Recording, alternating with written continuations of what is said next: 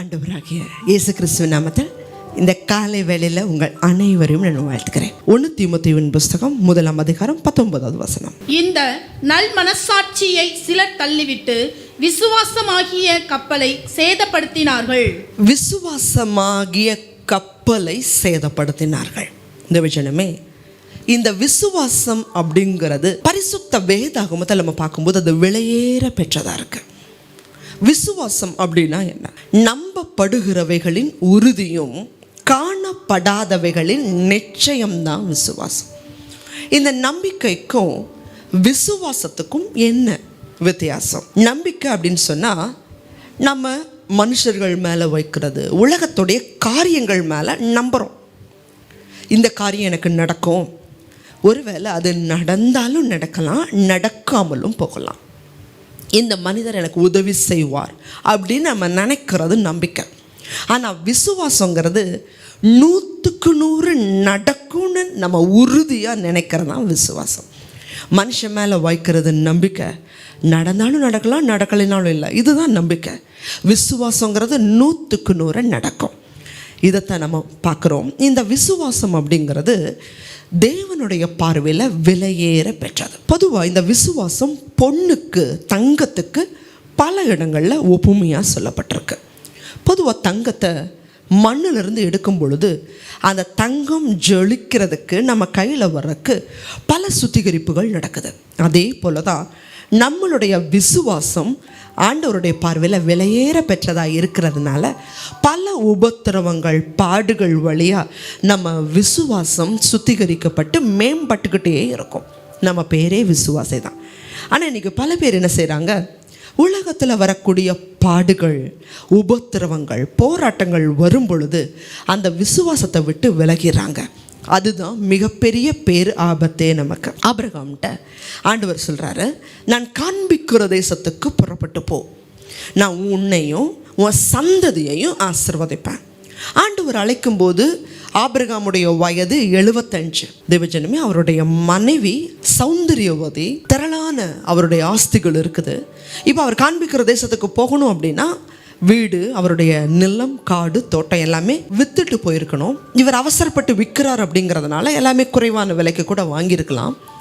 இவர் புறப்பட்டு போகிறாரு. போகிற இடம் எதுன்னு தெரியாது. அங்கே உள்ள மொழி வேறு, பழக்க வழக்கங்கள் வேறு, மனுஷர்கள் வேறு.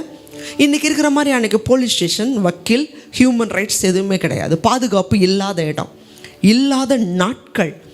அப்போ போகும்போது வழியில் கள்ளர்கள் பயம் அதிகம். ஆனால் இதையெல்லாம் எதையாவது ஆபிரகாம் யோசிச்சாரா? கவலைப்பட்டாரா? சந்தேகப்பட்டாரா? இல்லை. புறப்பட்டு போன்னு சொன்ன உடனே புறப்பட்டு போனார். ஆபிரகாம் கர்த்தரை விசுவாசித்தார், அது அவருக்கு நீதியாக எண்ணப்பட்டது. அதே போல ஆண்டவர் குழந்தை கொடுப்பேன்னு சொல்றாரு. 75 வயதுல அந்த வாக்குத்தத்தத்தை பெற்ற ஆபிரகாம் விசுவாசத்தோட காத்திருக்கிறார். 100வது வயதுல ஈசாக்கை பெற்றுக்கொள்கிறார். அந்த ஈசாக்கு சிறு வயதுல இருந்து வாலிப வயதை தொடக்கூடிய பருவம். ஆண்டவர் சொல்றாரு, ஆதியாகமத்தின் புஸ்தகத்தில் நம்ம தொடர்ந்து வாசிக்கும் பொழுது, உன்னுடைய ஏகசுதனோ, நேசகுமாரனோ, உன்னுடைய ஒரே புத்திரனை அழைச்சிட்டு போ, மோரியா மலையில் நான் காண்பிக்கிற இடத்துல நீ போய் அவனை பலி செலுத்து. போகிற இடம் 3 நாள் பிரயாண தூரம். ஆண்டவர் அந்த 3 நாள் ஏன் காலக்கெடு கொடுக்குறாரு? ஆபிரகாமுடைய மனசு மாறுதா? அந்த மகனுடைய முகத்தை பார்க்குற அந்த தகப்பனாருடைய உள்ளம் எந்த அளவுக்கு தடுமாற்றங்கள் வந்திருக்கும்? ஒன்றும் இல்லை. இப்போ நம்ம குழந்தைங்களே, அநேகம் பெண் பிள்ளைகள் திருமணம் ஆகி அவங்க அப்பா அம்மாவை விட்டுட்டு கணவன் வீட்டுக்கு போகிறாங்க அப்படின்னா அந்த தாய் தகப்பன் என்ன செய்கிறாங்க? இந்த காலகட்டங்களில் ரொம்ப தூரத்தில் போனால் என் பிள்ளையை பார்க்க முடியாது, பக்கமாக கொடுக்கணும், அடிக்கடி வந்துட்டு போகிறதா இருக்கணும், என் சொந்தத்திலேயே கொடுக்கணும், ஏன்னா பிள்ளைய பிரிஞ்சிருக்க முடியாது. இப்படி நம்ம கொஞ்ச நாள் பிரிவவே தாய் தகப்பனால் தாங்க முடியாதுன்னா அன்னைக்கு ஆண்டவர் சொல்கிறாரு, உன் மகனை எனக்கு பலி செலுத்த. அந்த ஆபிரகாம் ஆண்டவர்கிட்ட கேட்கல, சாராள்கிட்ட சொல்லலை, வேலைக்காரர்கள்ட்ட சொல்லலை, மகன்கிட்டையே சொல்லலை. தேவன் கொடுத்த கட்டளையை நிறைவேற்றுவதில் ஆபிரகாம் உண்மையுள்ளவராக இருந்தார். ஏன் அப்படின்னா ஆண்டவர் சொல்லியிருந்தார், ஈசாக்கிட்ட உன் சந்ததி விளங்கும். அது ஆபிரகாம் விசுவாசித்தபடியினால நானே பலி கொடுத்தாலும் அந்த பிள்ளை அவர் உயிரோடு கூட எழுப்புவார்னு அசைக்க முடியாத விசுவாசம். அதனால தான் இன்னைக்கு ஆபிரகாம் நம்ம எல்லாருக்கும் விசுவாசிகளுக்கு தகப்பனாக இருக்கிறார். தேவஜனமே, நம்மளுடைய வாழ்க்கையில் கூட உபத்திரவம், பாடு, பிரச்சனை கம்பீரித்து நிற்கும். ஆனால் அந்த நேரத்தில் கர்த்தரும் உங்களை பார்ப்பாரு, சாத்தானும் உங்களை பார்ப்பான். நீங்கள் எந்த பக்கம் சாய போகிறீங்க? விசுவாசமாக ஆண்டவருக்காக நிற்க போகிறீங்களா, இல்லை விசுவாசம் இல்லாமல் விழுந்து போக போகிறீங்களா? தேவஜனமே, இன்றைக்கி நம்முடைய வாழ்க்கையில் பலவித ஆபத்துகளை நம்ம தாண்டி வந்திருக்கிறோம். கொரோனா காலகட்டங்களில் எத்தனை பிரச்சனை, ஆக்சிஜன் கிடைக்கல, போதுமான நெருக்கடி, லாக்டவுனில் இருந்தோம். ஆனால் தேவன் அந்த லாக்டவுனில் யாரும் வேலைக்கு போக முடியல.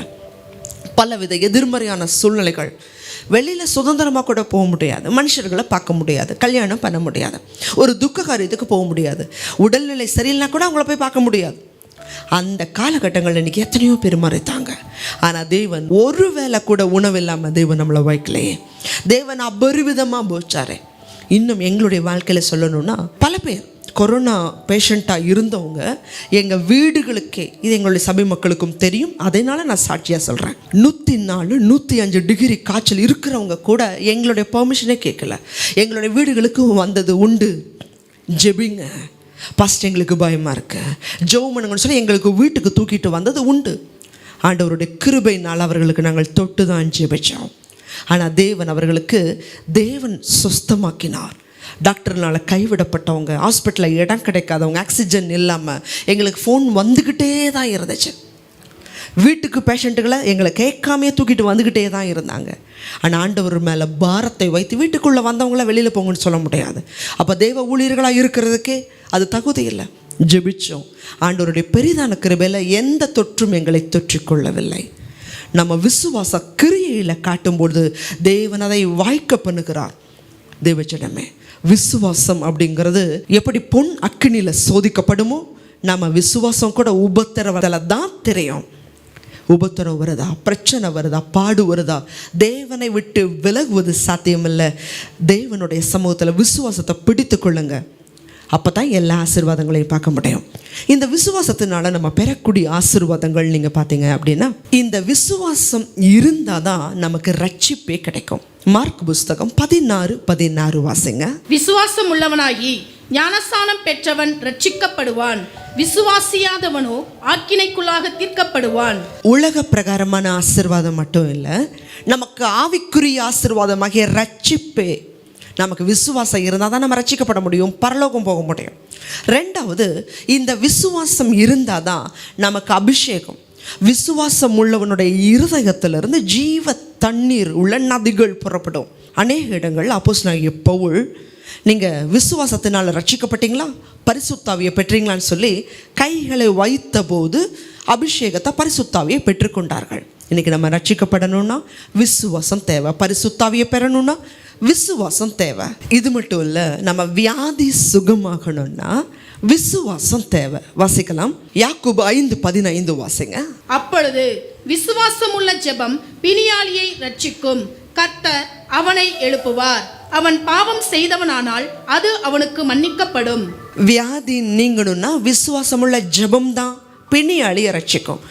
இன்னைக்கு நமக்கு சரீர பலவீனமா, அவருடைய தழும்புகளால் நீங்கள் குணமானீர்கள். 1 பேதுரு 2:24 வாசிக்கிறோம்.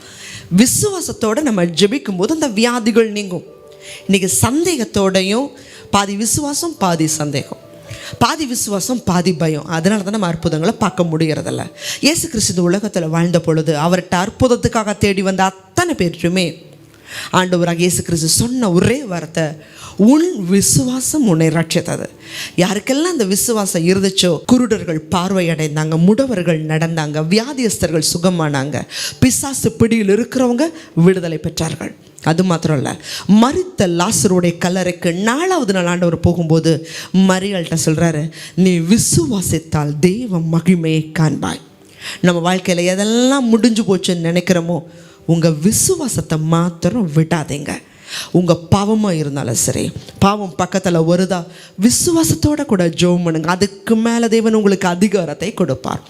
வியாதியா விசுவாசமாக ஜெபிங்க. அவர்கிட்ட போய் கொண்டிருக்கும் இயேசு கிறிஸ்து மாம்சத்தில் வாழ்ந்த பொழுது அநேகர் அவரை நெருக்கிட்டு இருந்தாங்க. பிரயாணமாக போகும்போது ஒரே ஒரு பெண் அவருடைய வஸ்திரத்தை தொட்டா. அப்போ ஆண்டவராக இயேசு கிறிஸ்து கேட்குறாரு, என்னை தொட்டது யார்?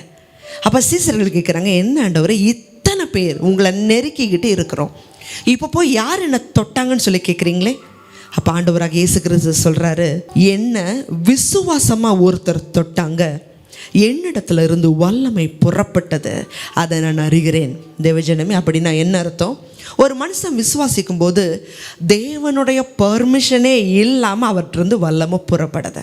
அப்படின்னு சொன்னால் காந்தமும் இரும்பும் எப்படி ஒட்டிக்கொள்ளுமோ, உங்கள்கிட்ட விசுவாசம் இருந்தால் 100க்கு 100 விசுவாசிச்சிங்கன்னா தேவனுடைய அற்புதம் இறங்கி வரும். பிரச்சனை வரலாம், பாடுகள் வரலாம், அவைகளை விட உங்களுக்குள்ள இருக்கிற இயேசு பெரியவர்.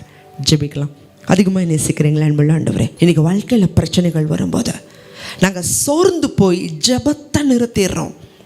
இனிமேல் அவ்வளோதான், என் வாழ்க்கை முடிஞ்சிருச்சு, டாக்டர் கை விட்டுட்டாங்க, டீச்சர் கை விட்டுட்டாங்க, இந்த பையன் படிக்க மாட்டான்னு சொல்லிட்டாங்க, அவ்வளோதான், இனிமேல் என்னுடைய முடிஞ்சு போச்சு, கடன்காரங்கன்னு இருக்கிறாங்க. அந்த சூழ்நிலையில் விசுவாசத்தை ஒரு வேளை இந்த ஜனங்க விட்டுருக்கலாம். தகப்பனே, நாங்கள் விட்டுருக்கலாம், தயவா மன்னிங்கப்பா. தகப்பனே, விசுவாசத்தை துவக்குகிறவரும் நேர்தானே.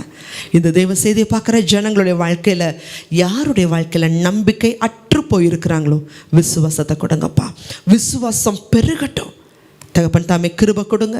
தேவன் அளவில்லாமல் பிள்ளைகளுடைய வாழ்க்கையில் பெரிய காரியங்களை செய்யுங்க. இவர்களுடைய கண்கள் அற்புதங்களை அவங்க குடும்பங்களில் அவங்களுடைய வாழ்க்கையில் பார்க்கட்டும். கிருபை தாங்க. இயேசு கிறிஸ்துவின் மூலமாய் ஜெபிக்கிறோம் நல்ல பிதாவே, ஆமென். தேவஜனமே, விசுவாசத்தோட கேளுங்க, 100க்கு 100 தேவன் அற்புதங்களை செய்வார். ஆமென்.